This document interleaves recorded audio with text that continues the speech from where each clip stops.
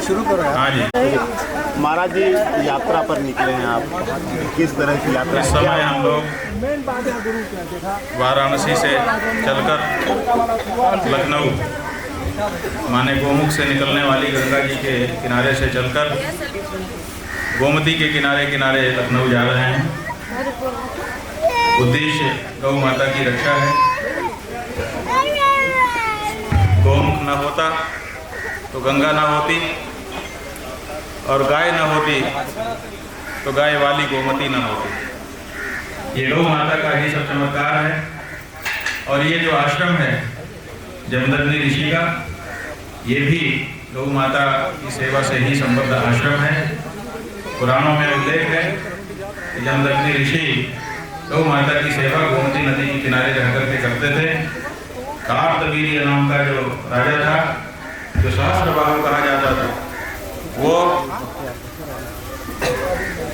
एक बार जमदग्नि ऋषि के आश्रम में आया। बहुत सारी समृद्धि उसने देखी।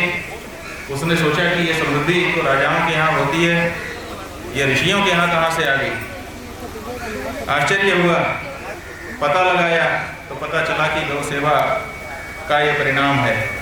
अच्छा, इन गायों से ये समृद्धि इनको हुई है, इन गायों को हाथ के ले चलो हमारे राज्य। अपने सिपाहियों को आदेश कर दिया। सिपाही गायों को हाँक करके जबरदस्ती लेकर के जाने लगे। जमदग्नि ऋषि को पता चला, उन्होंने कहा ये हमारी माताएं हैं, हम इनकी सेवा करते हैं, इनके आशीर्वाद से हमारे पास समृद्धि है। लेकिन राजा एक नहीं सुनना चाहता था, उसको अपने राज्य का अहंकार था। परिणाम स्वरूप उसने माना नहीं, गायों को हाँक के लेके जबरदस्ती चला गया। जमदग्नि ऋषि के पुत्र परशुराम जी को जब ये पता चला, गायों को रवाने की आवाज़ जब उनके कानों तक गई, तो उन्होंने अपने हाथ में परशु उठाया और ललकार लगाई, कार्तवीर्य तो गायों के साथ अन्याय कर रहा है, गायों के साथ हो रहा अन्याय मैं स्वीकार नहीं कर सकता। तो युद्ध हुआ, और युद्ध में 17 अक्षौहिणी सेना, लगभग 35 लाख सेना होती है 17 अक्षौहिणी में। वो 17 अक्षौहिणी सेना परशुराम जी के सामने आई, सारी सेना का संहार कर दिया, लेकिन लोगों की रक्षा की। तो ये जो आश्रम है, ये बहुत ही पवित्र आश्रम है, गौ माता की सेवा से जुड़ा हुआ आश्रम है। 35 लाख गायों के ऊपर अत्याचार करने वाले सैनिकों का संहार करके भी गौ रक्षा करने का आदर्श इस जमदग्नि आश्रम का आदर्श है। ये इसका इतिहास है। इसीलिए जब आज का राजा गायों का दुश्मन बना हुआ है, आज का राजा जब गायों को संपत्ति और पशु समझता है, उनको माँ का दर्जा देने को तैयार नहीं है, तब हम लोगों ने सोचा कि उसको ललकार लगानी चाहिए, जैसे हमारे भगवान परशुराम ने लगाई थी।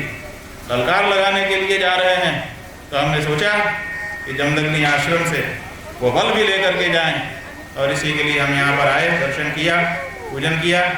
इस समय के यहाँ के महंत हमारे राजन दास जी यहाँ पर हमको दर्शन कराए, और खूब यहाँ से प्रेरणा लेकर के, आशीर्वाद लेकर के हम आगे के लिए जा रहे हैं। इस अवसर पर जो लोग यहाँ पर उपस्थित हैं, सबको गौ माता का खूब खूब आशीर्वाद भी हम कह रहे हैं।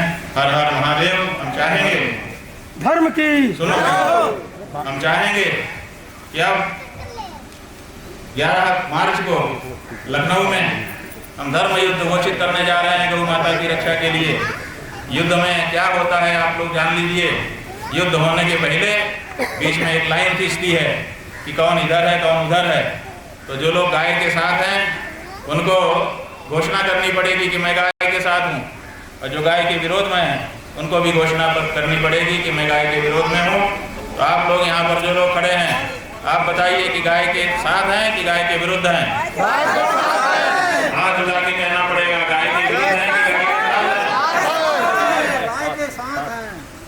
तो आप सब गाय के साथ हैं, हम जानते हैं पूरा देश गाय के साथ है, लेकिन हमारे ही वोट से बनी जो हमारी सरकार है वही इस समय गाय के साथ खड़े होने में संकोच का अनुभव कर रही है।